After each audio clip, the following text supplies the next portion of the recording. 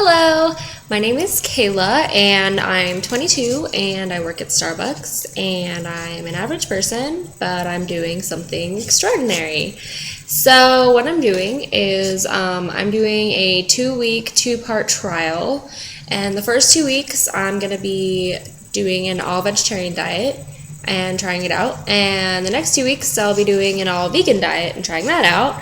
And then at the end of the 4 weeks, I'm going to decide if I want to go back to a regular diet, if I want to be a vegetarian, or if I want to be a vegan. So the reason I'm doing kind of like a trial instead of just jumping in and being like, I'm a vegetarian now, or I'm a vegan now, or whatever, is I want to allow myself some space to make mistakes, and I want to be able to research while I'm trying it out, figure everything out, and decide if it's really healthy, if it's really making as much of an impact as I hope it will on the world, and that kind of stuff. And I want to be able to be educated about it and give myself some time to educate myself while trying it out.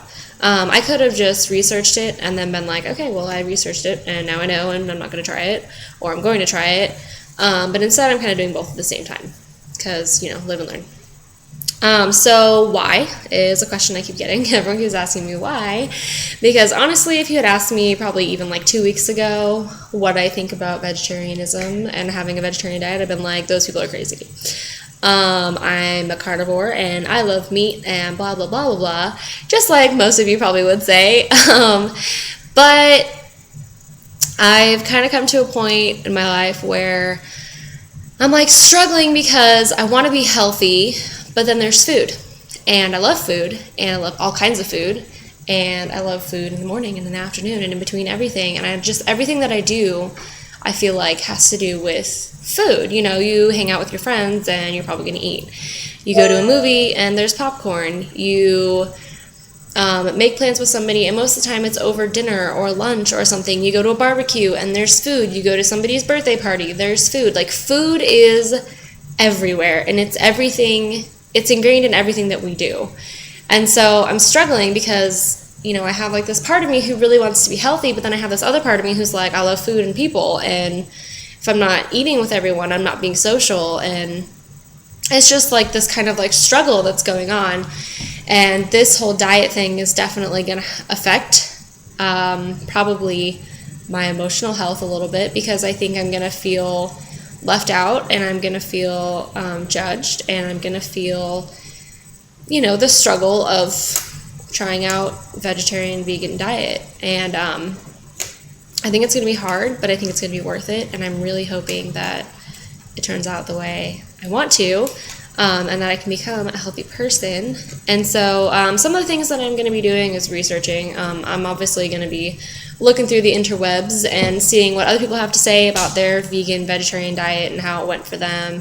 I'm going to be reading a few books on my Kindle and in real life because, I like paper. But I'm going to be reading this one. It's called Eat to Live by Dr. Joel Fuhrman. And you've probably heard of it. But he really stresses, I've heard of this book, so I know what it's about. I just haven't actually read it.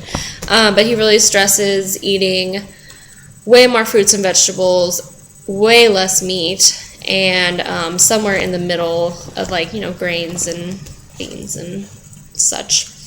So I'll be reading this, and I'll be reading on my Kindle The China Study, which is like one of the biggest studies that they've ever done on people's diets versus how sick they get in life, and cancer, and heart disease and all that good stuff. And I will also be reading a book, which is kind of funny, but I like it. It's like basically The Idiot's Guide to Being a Vegan, but it looks helpful because, it's got the list of things that you think are vegan but really aren't, or, things like that. How to eat vegan and not be unhealthy, because it is very possible to be vegan and still be unhealthy. You can be eating, chips and beans every day and be a vegan, but you're definitely not a healthy person. So that's kind of one of the other things I'll be doing. Another big why or a big reason why I should say that I'm going to try out this diet is because I watched a few documentaries, and I know a lot of people say that, oh, I started becoming a vegetarian because I watched a documentary about how terribly the animals are treated and blah, blah, blah, blah, blah. Yes, I know, that's a total cliche reason, but it's true. And you know what? If these documentaries are impacting my life, then I don't think that's a bad thing. Obviously, I'm not taking every word that they say as like the gospel truth. I'm a little smarter than that, and I'm doing my research on it.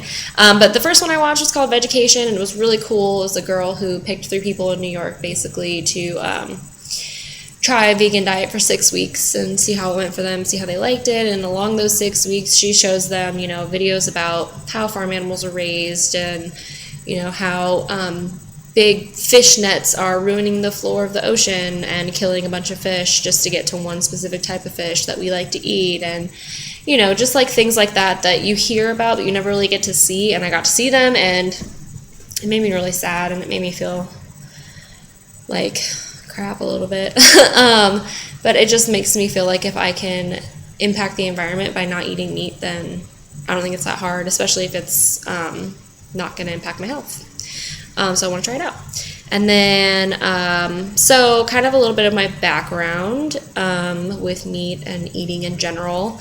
Growing up, I would say, I don't know, I think we ate a lot of meat, but we didn't eat a lot of red meat because my dad didn't like red meat. So we didn't have a super meat-heavy diet. But then again, we did because we had, ground turkey, spaghetti, and ground turkey tacos, and we ate chicken nuggets and hamburger helper but with turkey burger and things like that. And we always ate meat, and I never really thought twice about it until I got to like middle school. And then a lot of my friends were talking about like, oh, did you see that video about how they kill pigs when you eat meat and blah blah blah. And in my head I'm going, yeah, they kill pigs to eat meat. How else do you think we get the meat? Like, it's not that big of a deal. And I just thought those people were kind of dumb. And I was like, why do you care how they kill it if it gets to your table and you get to eat it? Like, it's not, they're going to die because you need to eat meat. So it's not that big of a deal. So I never really thought twice about it. But nowadays, I would say I'm still a pretty heavy meat eater. I always joke about being a carnivore. Because I like meat, and when I order pizza, I get the meat lovers, and I'm a meaty kind of person. Still not much of a red meat person, just because I didn't grow up with it. I'm not a big like I need a steak once a week kind of person or anything, but I do like meat. And then what's it called? So recently, probably like just this last year of my life, I've been trying to eat healthier, on and off. I eat healthy for 2 weeks, and then I go back to my crappy diet of crappy food, really greasy Mexican food and that sort of thing. And then I've also been trying to just get in shape. My weight goes up and down a lot. Some weeks I'm 150 pounds, some weeks I'm 130, some weeks I don't care, and some weeks I really do, and it makes me depressed, and it kind of sucks. But yeah, so that's kind of just been just a little bit of my background. And then, so last bit I want to talk about is just some of the predictions I have going into this. I think, I don't know, probably the first 6 meals will be the hardest because I think I'm going to start out trying to make foods that I love meatless instead of trying new things, if that makes any sense. So like a meatless burger kind of thing, instead of just trying to make something delicious that doesn't involve meat at all. So first 6 meals, like first 3 days, I'll say, probably will be the hardest. That's my prediction.